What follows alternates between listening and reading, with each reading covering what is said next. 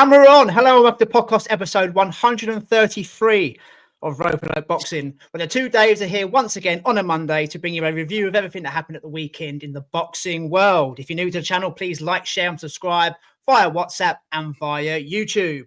David boy, last time we spoke, my old mucker, you were off going to Sandown races with our good mate Lee Harper, who's a friend of the show, never listens. You promised the masses a load of stories. Come on, I'm going to fold my arms. I've got my can down there. Tell us some stories, man. You want to know. We're on the piss. Yeah. We were on the piss from 10 o'clock in the morning. And like he's an animal, man. I mean, like, I can't drink half as much as you boys can anyway. And I tried to stay with him, but I was asleep in the cab at fucking 9:30 at night coming back from Sandown. The coach left without us. That's early for you, Dave. 9:30? Yeah. I was out at 9:30 in the morning. But so I'd done the 12-hour sesh, but the coach left without us. It was like Jolly Boys out. Really? He left without you? How did that happen? All the old boys that were with us, so like Ryan Greenman's dad and all that, a few old boys were with us. Once the racing finished, they wanted to go back to the AGV, and we looked round and it was like a full-on like rave. What's the AGV for people that don't know, by the way? Acton Garden Village or something. It's like a bar, like a working man's club thing. There you go. Thingamajig. It's a shithole. But Lee likes drinking in there, and everyone drinks in there. Sounders pound. But that's where the coach picked us up from. So all the old boys are like, so they left Sandown and went straight to the car park. And us youngsters stayed and had a bit of a dance, and we were drinking strawberry daiquiris and fucking cocktails out of pineapples and all sorts of shit. And then we never left Sandown till about 9ish. As soon as I got in the cabin, I just fucking flaked, man. Fucking flaked, slept. They were taking selfies with me in the fucking me asleep in the fucking cab. And you ain't sent none on to WhatsApp? No. No? Are they incriminating? Is that why? No. I'm just asleep. Like, but there's a picture of Lee behind me, like laughing. So that man never stops. As soon as they got to the AGV, I just got my own cab home and come home. But I've done the 12-hour sesh. That's ready good for 42-year-olds. That's good, man. Yeah, like Lee Harper's, he's out every night of the week, more or less, man. He's got a stamina of like you know what I mean. I drink every more or less every weekend, but the stamina that man has built up by going out 3-4 nights a week, like, is unmatched, mate.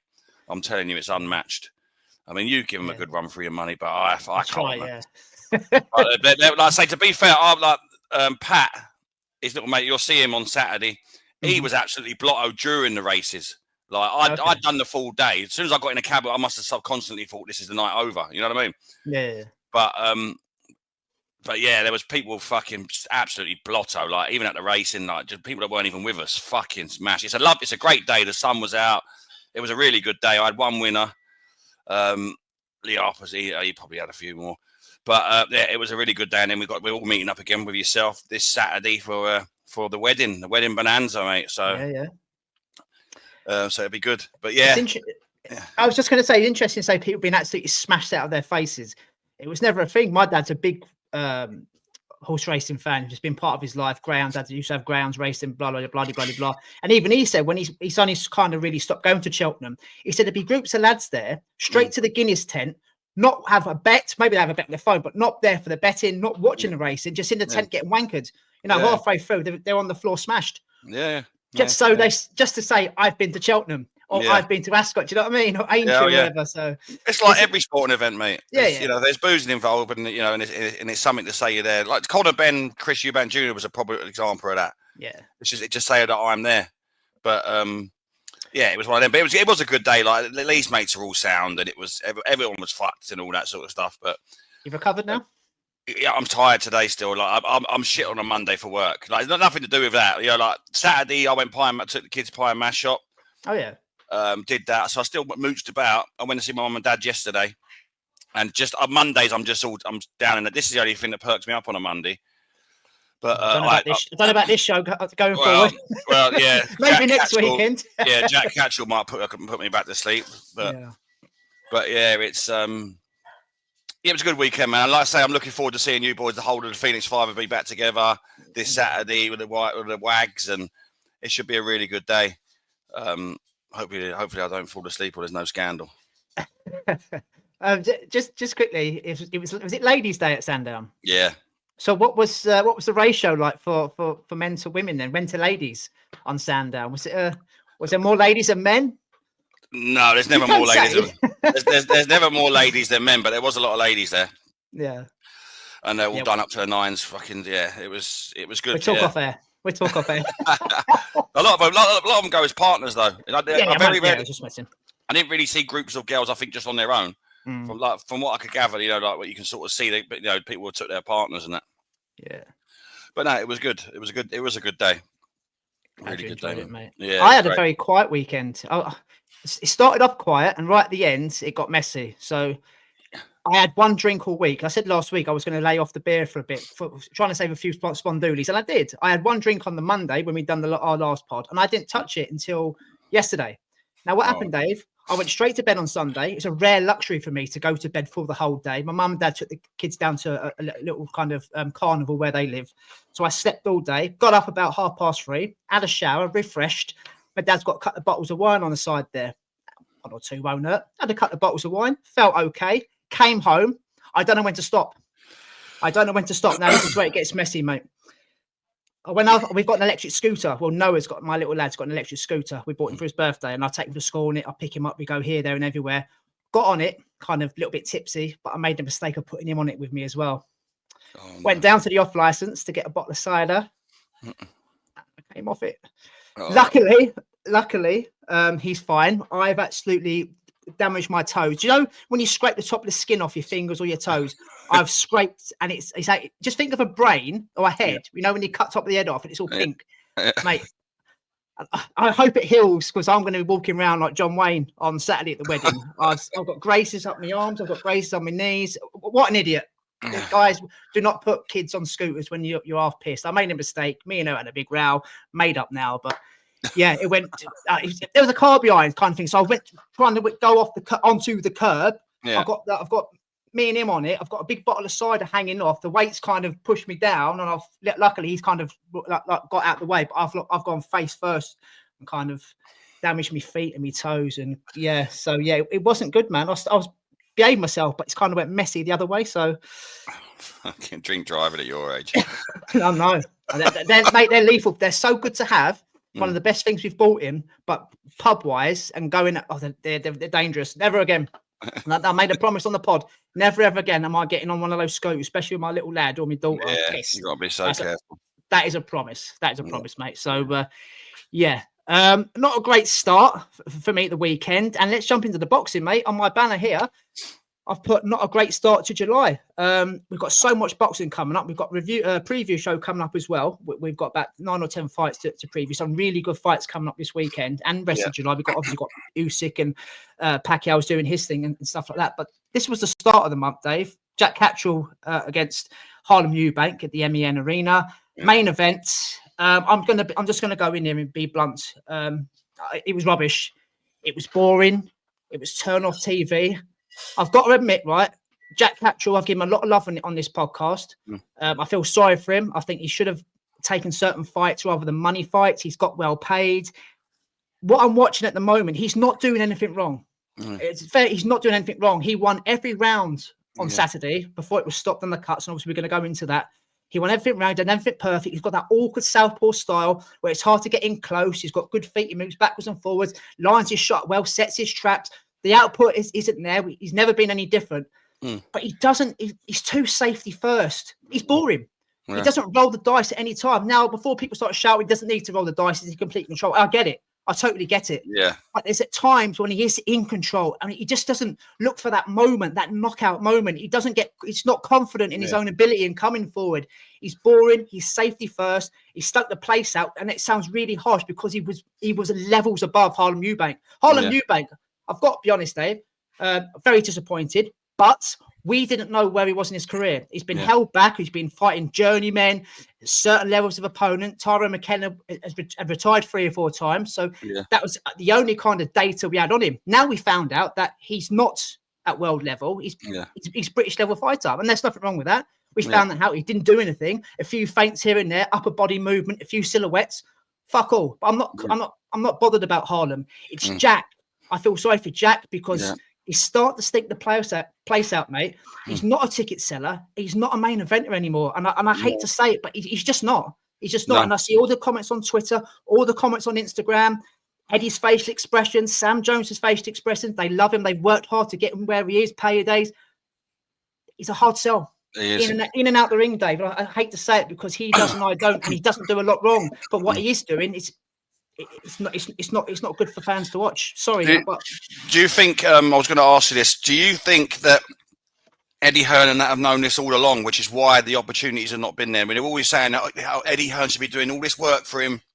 He's done this. He's done that. He's never going to come out and say that he's a hard sell, which we already knew anyway. But are we now seeing what Eddie Hearn's known all along? You know, what do you think? I think you're right.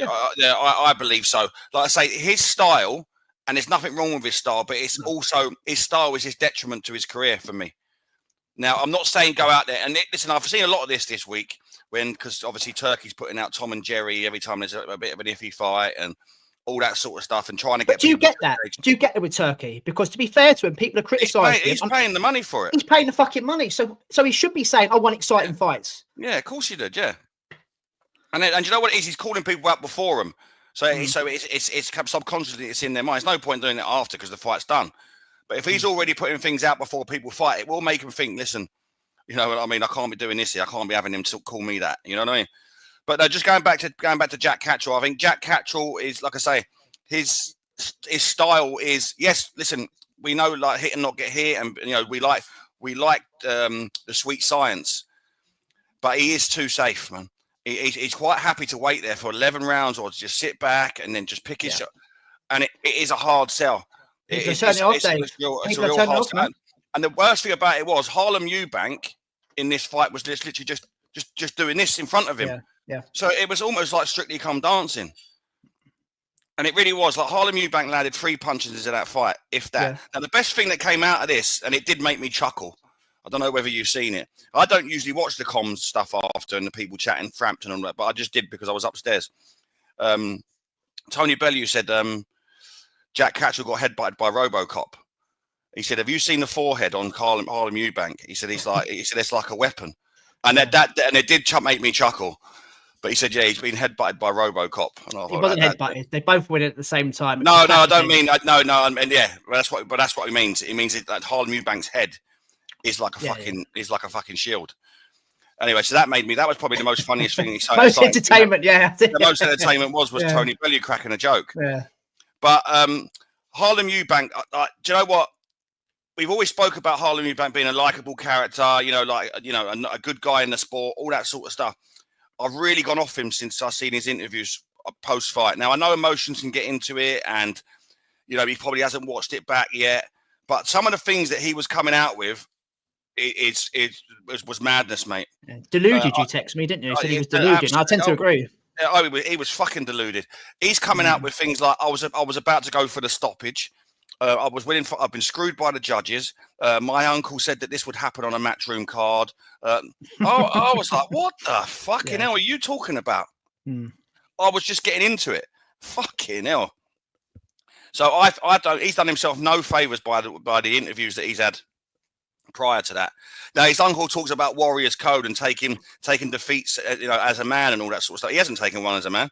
He hasn't just turned around and go, listen, yes, I'm disappointed the way it was stopped. I do feel like I could have gone into then the later rounds. I was going to step on the gas. We had a plan. I was going to do this. Fine.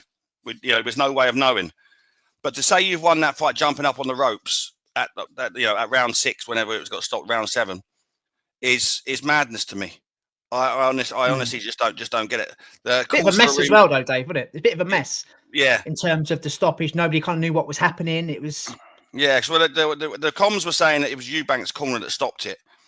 And it's a bit of it wasn't. So the doctor looked at Jack Catterall's, and then the referees made the call in the end, which was the right call, because Jack Catterall shouldn't have carried on with that cut. That is one of the worst cuts I've seen. That's up there with your Badu Jack's cut.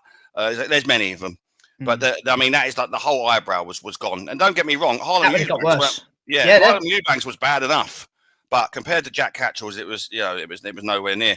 So the fight should have been stopped, but. It was, do you know what? As a whole, the fight was a stinker. Jack Catterall, like I say, he's been wronged in the past and stuff like that, but there's nothing sparkling about him. He's a hard, he has to get Sam Jones in to speak for him. He tried to crack jokes in his last fight, like with making silly like the adverts, which were quite funny about him being boring and that. But his fighting style was boring. His personality is boring. And I've mentioned this on here before, and I said it to you, like it's putting a glass eye to sleep.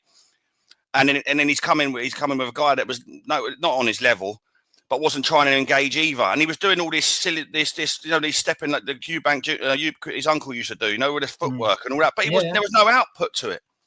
So it was a stinker. Like I say, there's no need for a rematch. I don't want to see it again. No way. But like I say, Jack Catterall's got some healing to do. But at the same time, like he's won the fight, and me and you would usually talk about what's next and all that sort of stuff. I honestly, and I don't want to come across as disrespectful or rude, but I can't put him up there. Ability wise, yes, but I can't even try and sell it to you, even speaking to you, to put him in with your top guys in there. If it was that, how can you, based on that performance, like go right? He's ready to go in. Listen, ability wise, he probably is, but I'm not sitting here thinking I can't wait to see him in with these top guys. That's why I feel so harsh for saying it, because ability-wise, he doesn't do anything wrong. It's just a tough watch, and we're boxing hardcore. We're purists, so everything he does is kind of wankable. But he just doesn't. He does the same thing over and over again. He doesn't roll the dice at any time. He doesn't look for a stop. Do you know what I noticed? Knockouts, Dave. In one of the rounds as well, and I picked up on this in one of the rounds when he was talking to Jamie Moore. He said it to Jamie Moore. He said, "Am I being too patient?" So it's something that they've obviously spoken about, where he waits too long. We said it about Barboza. He waited too long, and like everything, and it's always the same repetitive thing. There's no change up in game plans with him. There's no and that's another thing I heard. Oh yeah, I was going to go through the gears. He said that, even though I was fucked off with what Harlem Eubank was saying, because I couldn't believe what I was hearing. He was talking about changes through gears. I've never seen that either. So there's a lot of talking and not a lot of action. But yeah, even they're fully aware that waiting too long and being too patient. But he, like you say, he's quite happy to sit there, let the rounds tick by, and wait for his opportunities. But he's not a main event fighter anymore for me. He cannot. He's not selling out. He's not selling out no arenas. No, I don't care what Eddie and Sam are saying. That wasn't a full arena. I don't give a fuck. There was empty seats there. There was definitely empty seats halfway through that fucking, I don't know, third and fourth round, because I was watching it and you can see people are on their phones. They're looking around. Hang on a minute. This is the main event. You've come to watch the main event. You're supposed to be engaged in this fight. I can understand why people weren't engaged in that fight, because it was boring. That's it's the best way to sum it up. It was awful. It was awful, man. I don't know where Jack goes now, even though he's won the fight and he's lost a close fight to Barboza. We should be talking about Jack with world titles and things like that. I don't want to go down that road again, because we'll be here all night. But because he's such a hard night's work and he's such a hard sell, who's going to want to touch him now? Well, it's not only that as well. But anyone that's been matched with him is going to have to do all the work. That's my point. In trying to sell the fight. And then you've got to go in a fight that's not going to be an easy fight. Listen, let's not take, again, we've mentioned it. His ability is great. He's great at what he does. But you're not going to get a Hagler Hearns out of that. So so anyone with, and it's true what I said earlier on. That's why the opportunities have not been there, because you can't sell him. Mate, they're talking about Taylor free. No one wants to see that. That's done. It's settled. Taylor, come on. That you're trying to flog a dead horse there. Yeah. Josh Taylor's not interested. He's going to have to pay Josh Taylor a lot of money to do number 3. Yeah. I mean, I've got no interest in that. Different for Harlem. We know where Harlem's at now. Harlem can go back to Channel 5, headlining Channel 5 shows against decent level British opponent, maybe win a European title, and that's probably it. Unless he does something drastic to get in as a world title contender. My issue's not with Harlem, it's with Jack. I think Jack's going backwards, man. Honestly, going backwards. Not ability-wise, but getting those moments, getting those shots, those title shots, those opportunities. We should all be talking about Jack Catterall. Oh, yeah. But we're talking about him, but not in the right way. We're talking about happy not to see him again for the rest of the year, Yeah. I don't know, mate. Yeah, I'm with you, mate. Like I say, for us that speak about boxing every week, we can't even then go. We'd be really looking to seeing him with a Norman Jr. or because he's at 147 now, and a Norman Jr. or a Haney.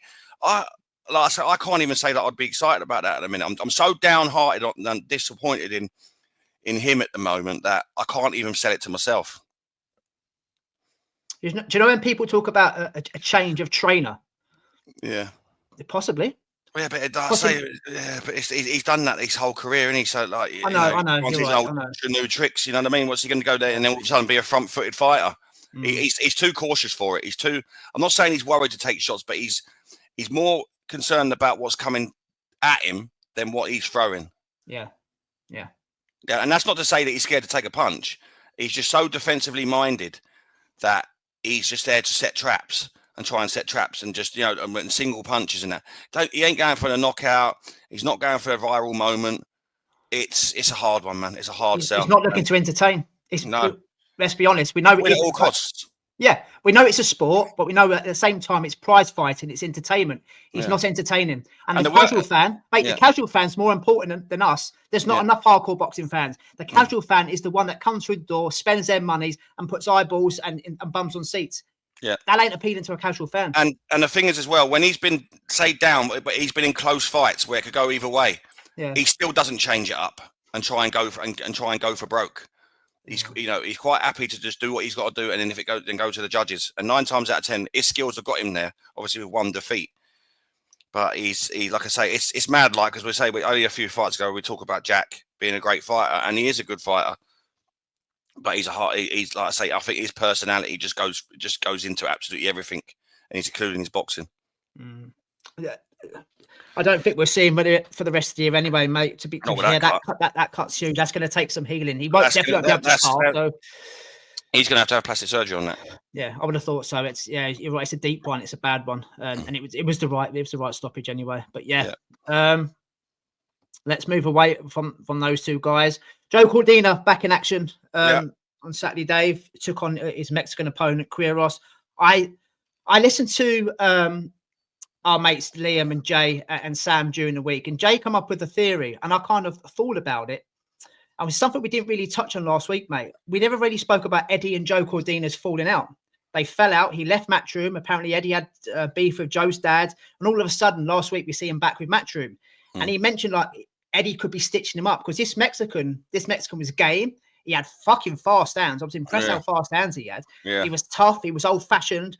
So it's like a conspiracy theory, if you like, that Eddie's trying to stitch him up, get Joe a hard opponent, gets kind of stopped, knocked out, or beaten up. I kind of got it. Whether it's true or not is another thing. But I was quite impressed with Joe. I've got to be totally honest. I was impressed with the Mexican. We knew what was coming. Yeah. But this guy can punch. He's just typical. I know it's not a cliche. It can be a cliche. We just call these Mexican fighters tough because that's how they're bred. That's how they're built. They come. They try and impress because they want more work.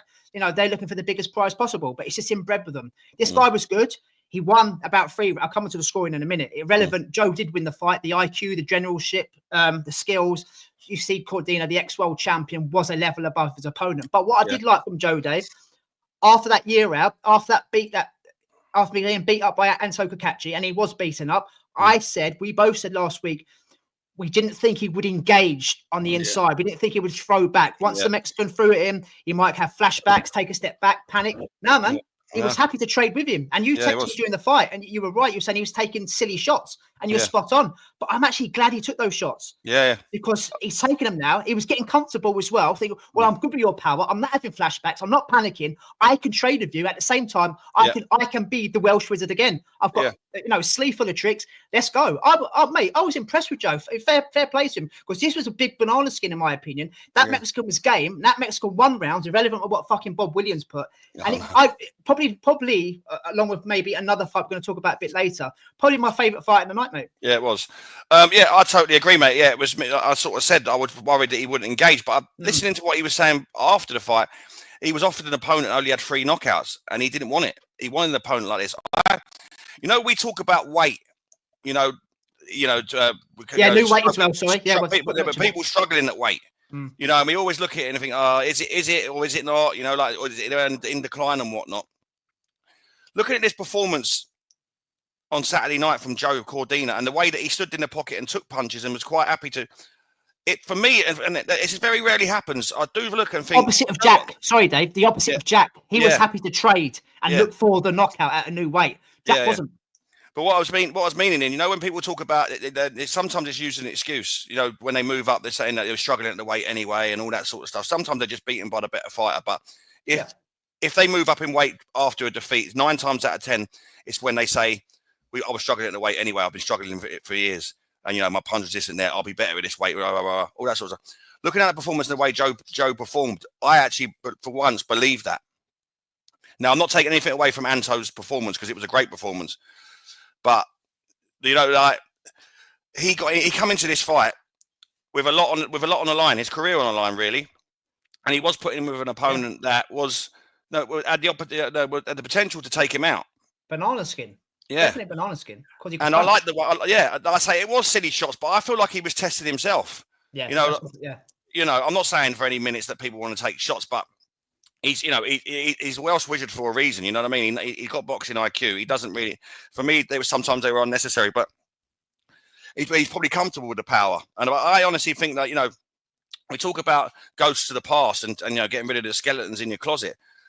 He's took enough punches in that fight for me to get them demons are gone, and I think that's what he needed to kick on. So I think it was a great fight for him, and I like what he done. Listen, his offensive work's great anyway. His shot selection is fantastic. He's a really good fighter anyway. You know, he was a polished amateur. There was never any that doubt. It was more about the ghosts of the Anto fight. That was what this fight was for. And for me, he's squashed that now. I don't think he will take silly shots again, like unnecessary shots. I just feel like he needed to.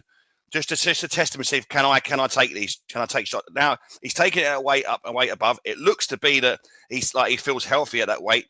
He's not concerned about taking shots at that weight. And I was really impressed. I liked it, especially when obviously we didn't see the main event at that point, but when you see a main event the way we did, at least he's out there, and you know, like you said there, he's going for the knockout. He's going on the front foot. He's in the pocket. He's trading with a Mexican, which is always a dangerous thing. And kudos to him, man. Like I say, when you listen to him after, he didn't need to take this fight. He didn't need to take this fight, and so and he did. Now, I'm glad, and he will, and all. Like I say, it was a good comeback fight. You know, after what happened, you know what I mean. The matchmaking there, and it's like I say, if he's matched it himself, then fantastic. That he takes a lot out of that fight going into his next step now for me. Brilliant. I'm with you. I think it was a little bit disrespectful for 100 to 90. Mate, Bob Williams, like there was no need for that. 7-3, I had it. I'm not saying I'm a qualified judge. It's Bob Williams again. The ref, decent ref, but when he's got to score fights, I'm not sure what he's looking at. This was a dub like the other week. The Baluta fight, that was a WBA. This was WBO, different sanctioning bodies looking for different things. But at least 3 of those fights, when Kuros pushed Joe back, landing at will, lots of success. Joe, a couple, maybe even 2, Dave. Yeah, maybe even 2. It wasn't a shutout. It wasn't a shutout. It wasn't a shutout. It was not a shutout. And that kind of annoys me. Yes, we have got the right winner, but come on, be fair. But and also now he's up at lightweight. Yeah, I think if he can keep Joe busy, if he can keep Joe active, give him the right opponents, he's going to be a problem in this division. He's highly stacked lightweight division. Yeah. He's another great addition to this. I mean, I was kind of, when I was doing my notes, I was looking through the rankings, and there's one fighter that's going to be, I think, get paid again, get dragged out. He's got the best management team in world boxing. It's still a name. Who am I thinking of? Kambosos Jr. Kambosos Jr. Working with Eddie at the moment, man. Just on that, just quickly, what I mentioned there, like the conspiracy theory. We didn't speak about that last week because they kind of fell out, didn't they? Yeah. They fell out. Joe disappeared for a year. There was beef with the old man. Eddie wasn't too happy. And all of a sudden, they're back together. So I kind of went along with Jay, putting 2 together, giving him a dangerous Mexican. Yeah. But we never spoke about that, Dave, did we? No, we didn't speak about it. Like I say, it could be many factors, but because they fell out, Yeah, but I think Joe's put that down exactly what he should do and put all that to bed. If he were trying to stitch me up, this is what you get. But I was going to ask you about Joe, because obviously he had a fight announced earlier in the year against Shackle Stevenson that fell through. Yeah. And that felt more like being fed a lamb to the slaughter. Now, listen, we know what Mexicans can come and do, but you're talking about a world champion here, freeweight world champion or whatever he is. That felt more like being fed to the like Yeah, a lamb to the yes, slaughter. yes, it did, especially after the Anto Kakachi one. It was it's not the right fight for him, but it didn't happen, like I say, when you look at that performance on Saturday night, I wouldn't listen not for 1 minute saying he beat Shakur. I mean, there's no reason to think that he could give him a good run for his money, but based on that performance Saturday night, it would have been a better fight than we'd have ever thought of. Here's my prediction with Joe going forward. If they can keep him busy, he doesn't need British level, European level cannon fodder. He needs world level contenders. He's an ex-world champion himself. He's got all the skills to pay the bills, very good at what he does. And we just saw there, he does like to engage. So he's not scared in coming forward. Here's what I think, mate. Before he gets a world title shot, George Kambosos, as I mentioned there, and possibly Josh Padley, then a world title shot. Oh, yeah. Match him again, isn't he, Padley? Yeah, he is, yeah. I think he's too good for the pair of them.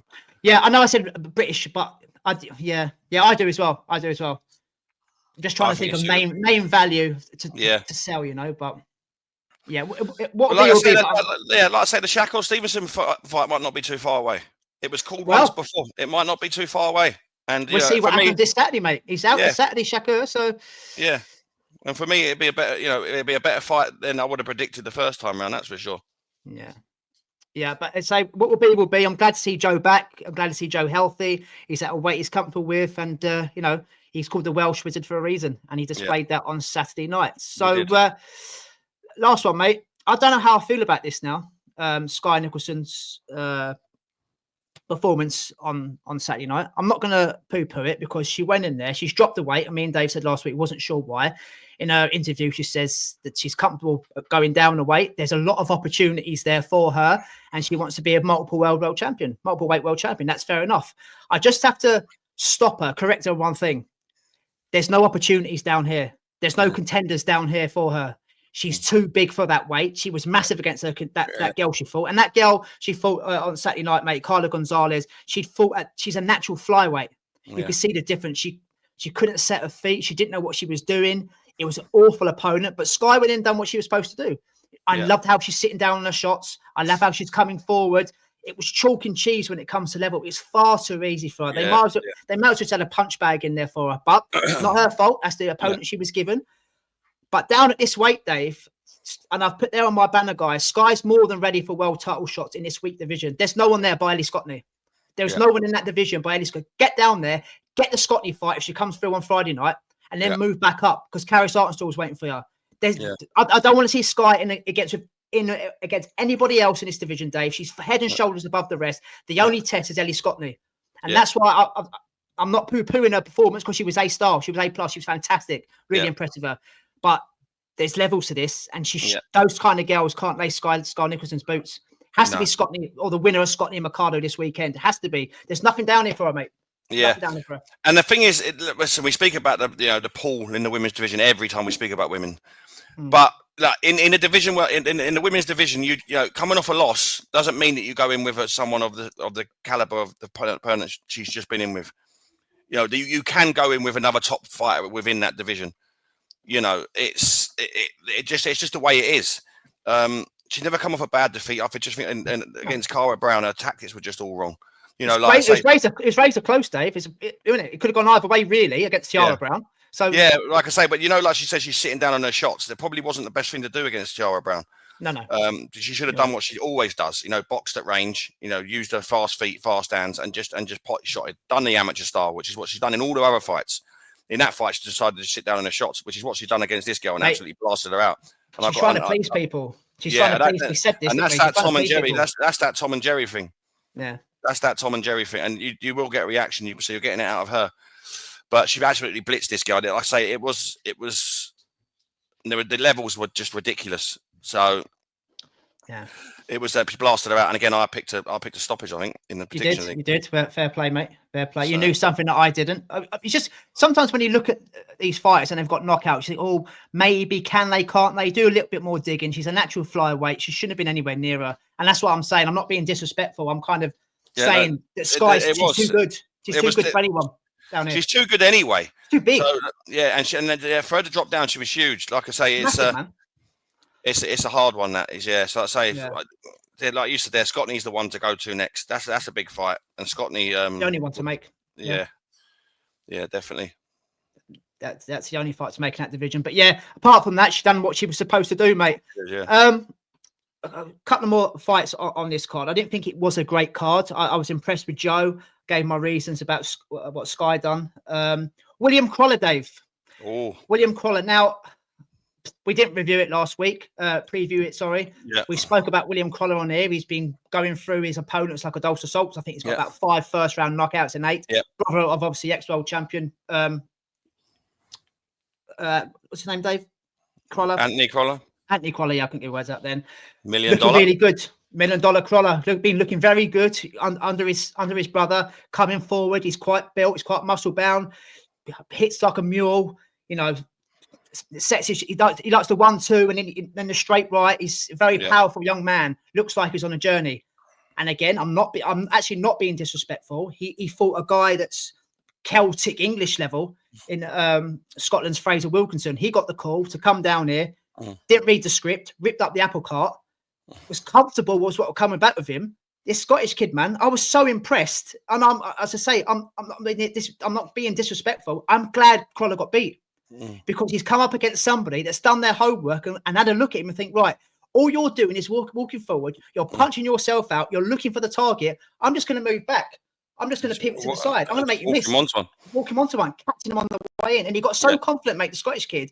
He was just beating him to the punch. Yeah. Hit him on the temple, never recovered. People were moaning about the stoppage. Sorry, I thought it was a perfect stoppage. He hadn't recovered. And the Scottish kid was getting more confident and more confident and more confident. Don't make it worse than it already is. Yeah. I'm glad he got beat because he'll learn from this, Dave. I like William Crolla. You know, he's a wrecking machine. But he's learned that there's more to this game than just walking through people. Fair play to the Scottish lad, man. I hope he gets more work based on that because that kid can box. He can box, and no one had ever heard of him. That wasn't supposed to happen on Saturday night, but it did, and I'm glad it has happened to him. Do you know what I was thinking? You know, obviously they talk about that. You had Eddie Hearn in the ring shouting, "He's the Manchester Golovkin," all this sort of stuff. Yeah, he's selling, And do you know what it is? Five first round knockouts is more detrimental to a career than five fights with no stoppages. And I'll tell you, because you learn so much more from doing the rounds, man. Yeah. You're having to do different things in the fights. You know, you're having to bite down on the gum shield. You're having to box on the back foot. You have to do all these different things. See, when you walk forward and go wallop, bang, knock someone out in the first round, you've learned absolutely nothing. Now, you made a really good point there, where you said there he'll learn way more from this than he's done before, and he will. He'll learn way more about himself, way more learn about his boxing and everything than he has in any of his wins prior to this. Now, it's all well, but the only difference that is if he'd have had 10 fights, no stoppages, but 10 wins, people then talk about he's got no pop, and then they start talking about, he's a hard sell. Especially if he's not like a sparkling boxer like your Lomachenko's, which no one is, all these criticisms are labelled at him. But on the flip side of that, he has 5 knockouts, 5 knockouts first round. He's stopping people here. The viral moments, the selling of him is through the roof. And that's why you get labelled the Manchester Golovkin. But for me, what that does is just a detriment to him. Now, listen. Yeah, we've pressure on the kids. Yeah, of course it does. And then, but what they do, they go looking for it. They think they can, until something like this happens, they think that they can approach every fight the same. Yeah, and this is the problem. Yeah, I've got this power. I can take you out with one punch. And then they're going at someone there who's an unknown, like you said, a relative unknown, who's got good IQ. No one heard of Fraser Wilkinson. Let's be honest, Dave. He fights in leisure centres and in small halls. Yeah, but someone he's never fought outside of Scotland, mate. No one's heard of him. So done his homework. The fundamentals, just a good jab. Walking him onto a shot. And he did. He walked him onto it. He let him throw his shot and walked him on. Bang. Twice he done it. Twice he done it and buzzed him. But like I say, William Crolla will be back. He'll learn tons from this. Yes, he can still punch. But instead of just walking forward and trying to take people out in early doors in fights and having all these viral moments, you've got to work yourself into that position to throw that punch. And that's where he will learn. Box himself into a position to throw that punch. Take his time, pace yourself over a 10 round as he goes through the rounds and gets to 12 rounds. Pace yourself over them rounds. You know what I mean? Instead of going out there in the first round trying to get a knockout and blowing your tank out. There's all these things he's going to learn. So, yeah, it wasn't in the script, but for me, it'd be a blessing in disguise for him. And again, we'll see him back. I've got no issues, no worries about that we'll see him back. His brother, he's under, obviously the family. He had a lot of there. setbacks. He had a hell of a lot of setbacks. Oh man, he had a hell of a lot of losses before he became world champion. So he's got a lot of experience there. So like key word, mate, experience. You're right, spot on, man. Yeah, like I say, we've said this many a time. One feat doesn't define you, and like I say, I have no doubt that he'll still go on and have a great career. Like I say, Anthony Crolla was fighting on small hall shows and British level and all that, and then he got with Eddie Hearn, and Eddie Hearn maneuvered him into a brilliant position. So he'll take a lot from this. But, Just before we move on, do you want to mention anything about Pat Brown, or there was Leo Antang, his heavyweight debut? The next Anthony Joshua, they're labeling him. I know, one fight next. This is the problem. I get what Eddie's doing, but come on, give the guy a chance. Fuck, man. And this is the problem, because I don't mean it to us, but people will jump on that. Have you seen a guy who's going to be next Joshua? Yeah. And this is what happens, and then you have 5 fights, 5 first round knockouts, and you come up with someone who can box and you lose, and they go, "Oh, he was never that good." It's a funny old game, and it's a hard one, because as an up and coming, you'll want that exposure. You know what I mean? And you will. Everyone wants to be. Of course they would. They want to be the star. And everyone's talking about but it's very rarely the star shines through. And listen, he's got a lot of talent. He's got a lot of talent, but it's the first fight. It's his first fight. He's done what he's supposed to do. Don't want to get carried away. He's 18 years old. He's got a hell of a career ahead of him. They're already talking about when's he going to fight a Toma. I was like, come on, come on. They've already planned that these two are going to meet. Come on, there's a lot of boxing to be had. But listen, I like seeing the up and comings come through. He done what he should do in his debut fight. He blasted out. Same as Pat Brown. Pat Brown's exciting, but he absolutely blitzed this guy. Just walked through it. Just literally walked through him. That was all it was. Just let his hands go and just bashed him around the ring. Looked like Adam Babbage. We're going to see 10 of these. He's going to be on a similar journey to Terramona Jr. See about 10 of these before Eddie puts his hand in his pockets and gives him someone that's going to throw back. So, and what about the last one? Our mate Mickey McGraw was texting us during it. I haven't got around to see it. I've seen the comments on Twitter. Diaz versus Murphy. Some saying it was a ball fest. Well, it's competitive, but no, neither of them were ever going to knock each other out. I didn't think it was a bad scrap. I didn't think it was a bad scrap. I had it as a draw. I think he was unlucky. I think he started a little bit too slow, Fiaz. And there was a lot of. Was it Murphy? Is it Murphy? Yeah, Murphy.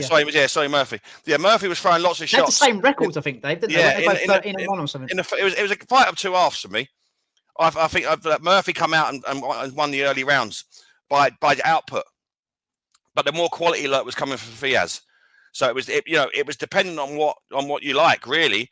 But the quality, the more quality was coming from Fiaz. And it was an intriguing fight. I think Murphy would be hard done by. We're talking about Harlem Eubank throwing 3 punches in a fight and thinking he won. Murphy's output meant that it was a lot closer.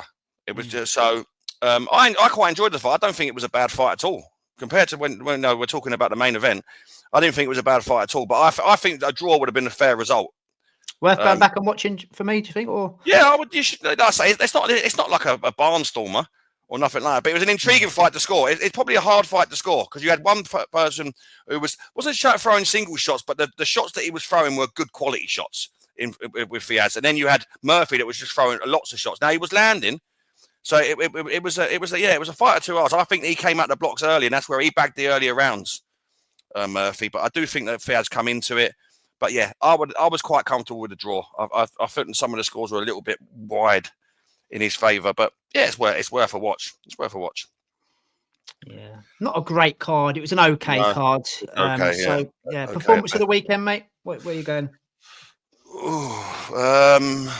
I'm gonna jump in first, even though I've asked the question. I'm going for Fraser Wilkinson of Scotland. Because he came down south, not expected to win, ripped up the apple cart, if you like. Boxed very, very well. To be honest, I'd like to see a rematch. I'd like to see if William Crolla, can right the wrong. If he can change his game plan, box and knock him out. I've got to be honest, mate. It wasn't a lot to choose from, but I thought Fraser Wilkinson was brilliant. Yeah, he was, mate. He was. So just to be different, I'll go for Joe Cordina. I liked Joe's performance there. I just feel like he went in there to access some demons, and I feel like he did. He boxed well, took some shots. I think he was testing his own whiskers, and I like that. Yeah, definitely. Right, so that's our review from the weekend. Time for a bit of is your section now, mate? It is my section. It's time for David. Yeah, it's time for David McDonald and the dongs. You can't do that without doing the dongs. I know. I never would. I never ever would. Announcement. Well, it's sort of an announcement. So the 20th of September, Conor Benn and Chris Eubank Jr. 2 will happen. The venue's not announced yet, but the two will collide yet again in London. And yeah, that's all I can really say for it. Did we speak about it last week? No, I don't think we did. I think there was maybe rumours last week. Oh, yeah.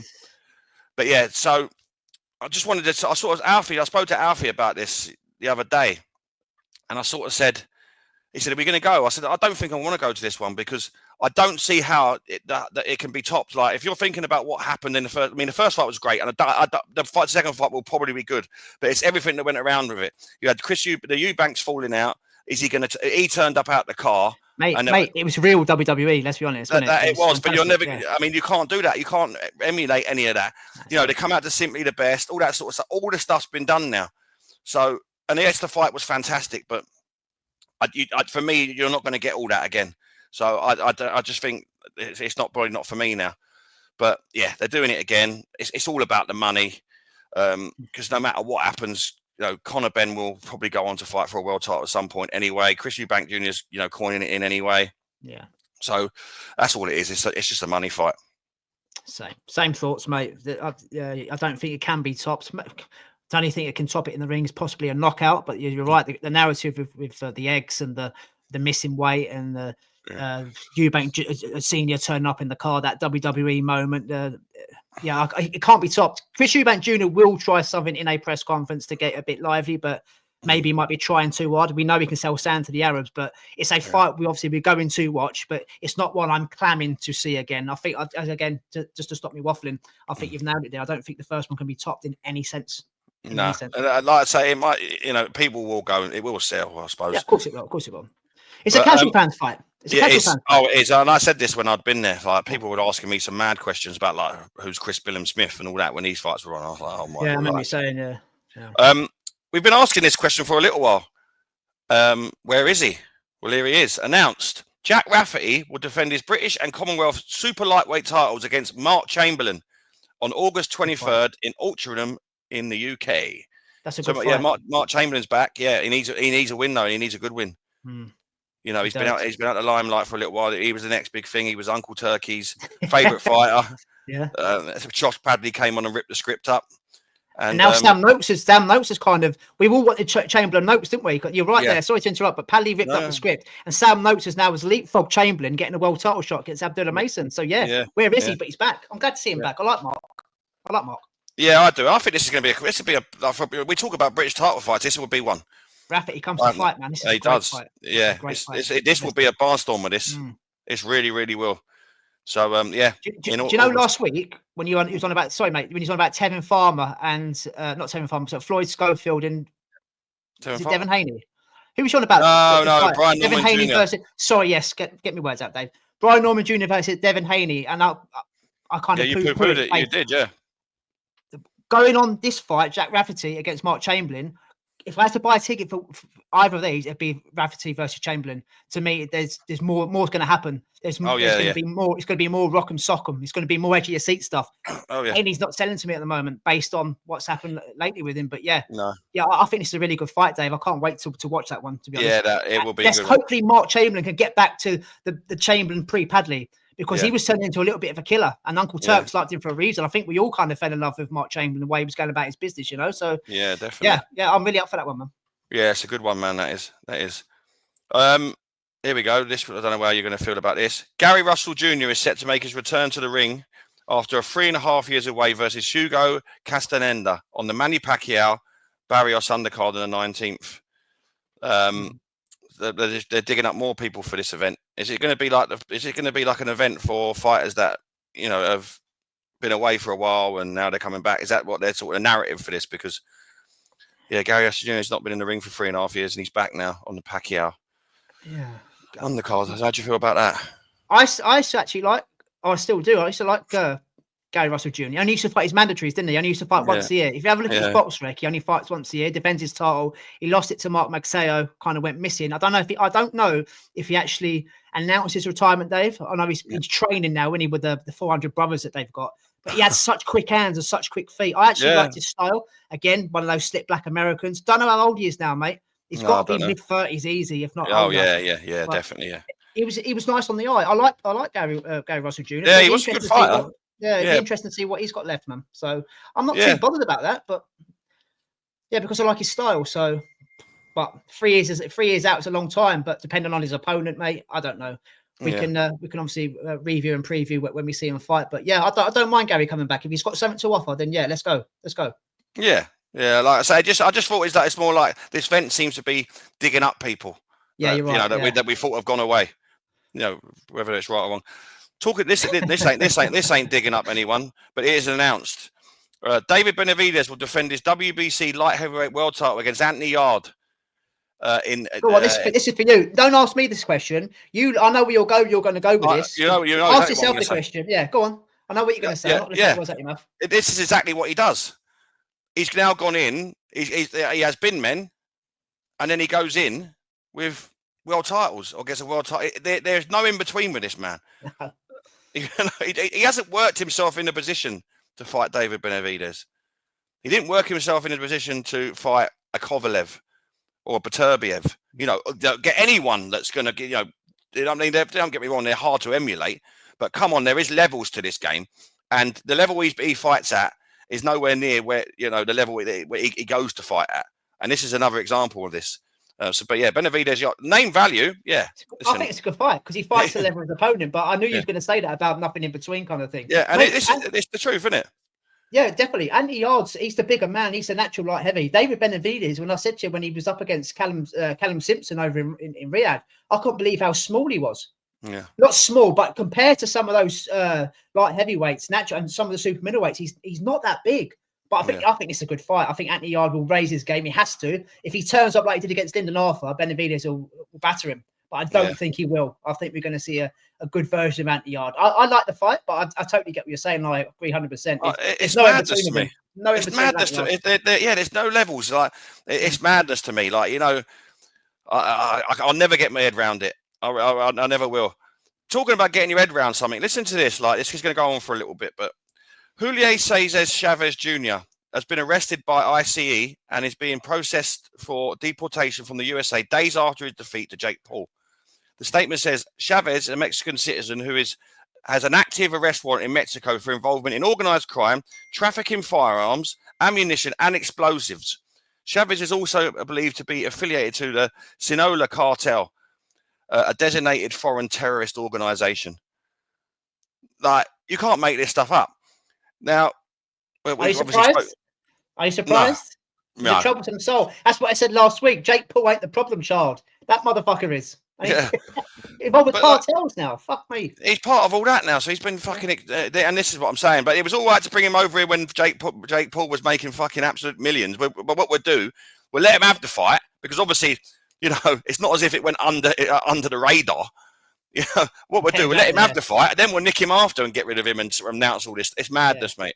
But, maybe the ITE were taking 3% as well, Dave. Yeah, exactly. Exactly. But but you know what it is? It's a circus. Yes, he was an ex-professional fighter. His father's a legend and that. But it's just another circus around the Jake Paul sort of fights and all this silliness that goes on. This is just another thing to it. Because and this is what we talk about with him. Not fighting real fighters because yes, he's a real fighter. Yeah, he was a real fighter, but but what I've just announced there is nothing like a real fighter's doing currently. So it's a circus. But again, it's probably a marketing thing as well. It just doesn't surprise me. He's a troublesome soul. If you'd have said that was Anthony Joshua being involved in, I'll be stunned. I'll be shocked. I couldn't see it coming. Nothing surprising with this guy. He doesn't live the life. He lives a certain life. It ain't a boxing life. He's got in there. He's read the small print, done what he's got to do. And Jake Paul picked up a ton of cash, and he's going and doing his own. It's a lot of people say it. It's the old man they feel sorry for. Yeah. He's kind of destroying the family name, a legend name, not just in Mexican boxing, but in world boxing. Yeah. It's a shame, really, but yeah, I'm just not surprised, Dave. It's not a wow, it's not a shock factor for me. Chavez being involved in allegedly gun running and things like that, cartels. Madness, cartels, mate. Yeah, it is, mate. It's madness. And another announcement, and I like this, and I think you'll like this as well. Announced: Jesse Bam Rodriguez will defend his Ring Magazine Junior Bantamweight Championship versus Fernando Puma Martinez in November. That's your guy. Yeah, but I your like this fighter, isn't it? Yeah. It's Bam's first fight against Cafu on July 19th, and the showdown with Martinez will be for the Ring, the WBA, WBC, and WBO Junior Bantamweight World Title Unification bout. So, yeah. So he's fight. Obviously, Bam's got a fight. He's fighting Cafu on July 19th, and this is his fight in November. But that's a good fight for a lot of the marbles. July 19th, yeah. So it's the same night as Usyk Dubois and Pacquiao Barrios, isn't it? Yes, yeah, it is. Yeah, What a month! That's what a month July is, man. One of them's going to deliver. Bam will definitely deliver. I stick with my original statement I said only months ago. Every time we review and preview that guy, until he moves up to fight someone like a Nakatani at bantamweight, I don't think anyone comes close to beating him. No. Down these smaller weights, he's far too good. He's turning into an elite fighter, and he's such a joy to watch. And he's, like I said, Dave, he's one of yours, if not your favourite fighter, isn't he? So yeah, he's like a little choir boy, isn't he? Like a little librarian. He doesn't little glasses on and all that. Yeah, doesn't bad mouth anybody. Doesn't trash talk. Comes in, goes away. Don't see or hear of him. Comes in and he's a fucking animal in the ring. Yeah, he's a great guy. He's a great kid, and yeah, I'm looking forward to that. Cafu will probably have his moments, Dave, but Jesse will get to him in the end and he'll stop him, I think. It's more the second fight in November that I'm more interested in against Martinez, Puma Martinez. Yeah. That's the fight. Yeah. So he'll defend his against Fernando Puma Martinez in November. But if he comes through Cafu, which I just can't see anybody stopping him. I fully expect him. Yeah, I fully expect him to go through both of them. Yeah, but I think the Martinez fight is a better fight. Oh, it's more competitive. Yeah, you're right, 100%. Yeah. Going back to Jake Paul, due to heavy criticism and outrage from other ranked contenders, which is what we said they should do, the WBA will review Jake Paul's cruiserweight ranking in their upcoming European convention in Madrid, which takes place from July 15th to 18th. The WBA ranked Paul at 14 in its cruiserweight rankings after a lackluster win against Chavez on Saturday night. Chavez wasn't even ranked at cruiserweight, and his last notable win came in 2012 as a middleweight. Paul has never defeated a ranked boxer, unless you count his fight with 58-year-old Mike Tyson. Because it was licensed and sanctioned, so yeah. So listen, if I'm in them rankings, I'm fucking kicking up as well. But mate, I see you put a tweet out, and I fully agree. Francis Ngannou, yeah, Francis Ngannou, but not only that, Suleiman for the WBC will do something with this, even if they don't. Yeah, and you hear what Jake Paul said in the week? Give me Badou Jack. Now, what belt does Badou Jack have? The WBC, baby. The WBC. Yeah, it's happening. It's a fucking shambles. But I'm glad that people have read up, especially because imagine you're number 15, and then he comes in at 14 and it pushes you to 16. You come on, you're like, well, I don't blame Jake Paul. I don't blame him. I blame the sanctioning bodies, and this is what I've always said, mate. Bin the belts. They're not worth a carrot. Yeah. Make it up as you go along. We're seeing Pacquiao in 2 weeks' time. Yeah. All those other contenders there paying their sanctioning fees in ranking events, 3% being taken out of their purse for a living legend to come out after 5 years on the sofa and get a world title shot and a rematch clause involved as well. Come on. And this is what I'm saying. I don't blame Jake Paul. I blame the sanctioning bodies. And that is why the Ring Magazine is the only kind of recognisable belt for me that means anything. 1 versus 2. But I get what you're saying as well. Of course, a fighter's going to kick up about it. And mate, and it's such a weak division as well. It's not like it's stacked. Yeah. So right, so the last piece of news tonight, and this is one of my favourite fighters of all time. We know this. Announced, Ricky Hatton is coming out of retirement after 13 years to fight Asa Al-Day. Is this legit? Do you reckon? On December 2nd in Dubai. Hatton will be 47 at the time of the fight, and Al-Day will be 46. It's got to be an exhibition. It can't be anything other than that. It can't be a sanctioned 12-round fight. It can't be. Because I know, but the reason I asked, because I have, obviously I tagged you in it earlier and I've seen it. The poster has got the WBC youth belt in it. So I thought it was like a piss take. So I haven't seen any kind. I know Ricky Hatton's posted on his actual Twitter page, but I'm not sure if it's legit, if it's a licensed sanction. It might be an exhibition fight. Yeah, mate. I don't know. You know, if it's legit, I'm not too sure. What's he doing it for? Is he skint like people are saying? Is there another one that can't let it go? He's seen the likes of Pacquiao who knocked him out. Yes, don't get it wrong. Pacquiao was 5 years ago, 13 years ago. Come on, you ain't got it anymore, brother. And he doesn't live the life. You see him in Benidorm with a big beer garden and drinking Guinness. Let's be honest. The next time you see him, he's in the gym, you know, sweating it out, and it's no good to his body. But you know, he's a nation sweetheart. Everybody loves him. He was all on the ride with Ricky. You know, became a world champion. But if he is going to go down the path of boxing again, I don't want to see it, Dave. I don't want to see it, man. Nah, he stopped for a reason. He retired for a reason. That's it. And that's it for tonight. Yeah. Stay with McDonald and the Dongs. Lovely, jubbly. So we're going to do the same thing we had done last week because we find it hard now to record on a Wednesday and Thursday. We're going to shut this episode off now. We're going to carry on recording and give our previews and predictions for the week coming. So this, as you're listening now, ladies and gentlemen, is out on a Monday. And on Thursday, you'll have our previews and prediction episode as well. So doing it that way, we'll never miss an episode, which is fantastic. Not just for us, but for you guys as well. So I'm going to leave it there, mate. That's the end of podcast episode 133. Again, please like, share, and subscribe via Spotify and via YouTube. And if we don't see you or hear from you, or you don't see our content, hopefully you do on Thursday. Have a great weekend. Stay safe and enjoy the bloody boxing. And I hope that you've enjoyed this podcast. So until then, take care. Dave, peace out, brother. And I'll catch you in a bit. Take care, mate.